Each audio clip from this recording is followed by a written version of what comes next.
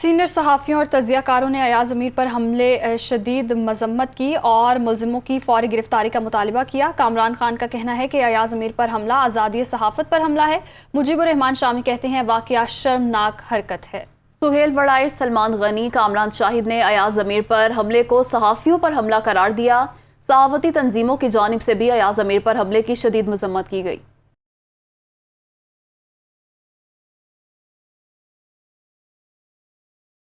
Senior صحافیوں، تجزیہ کاروں اور صحافتی تنظیموں کی ایاز امیر پر حملے کی شدید الفاظ سے مذمت۔ کامران خان نے ایاز امیر پر حملہ آزادی صحافت پر حملہ قرار دیا۔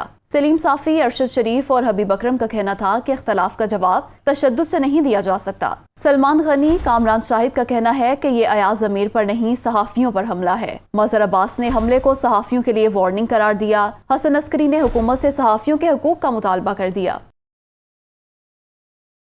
صدر سی پی این کاظم خان کا کہنا ہے کہ آزادی اظہار قربانیاں دے کر حاصل کیا ہے۔ ایسے حملوں سے آواز حق کو دبایا نہیں جا سکتا۔ Pakistan federal union of journalist نے بھی ایاز امیر پر حملے کی مذمت کی۔ General secretary P F U J کا کہنا ہے کہ واقعہ انتہائی افسوسناک ہے۔ ملوث افراد کو گرفتار کر کے سزا دی جائے۔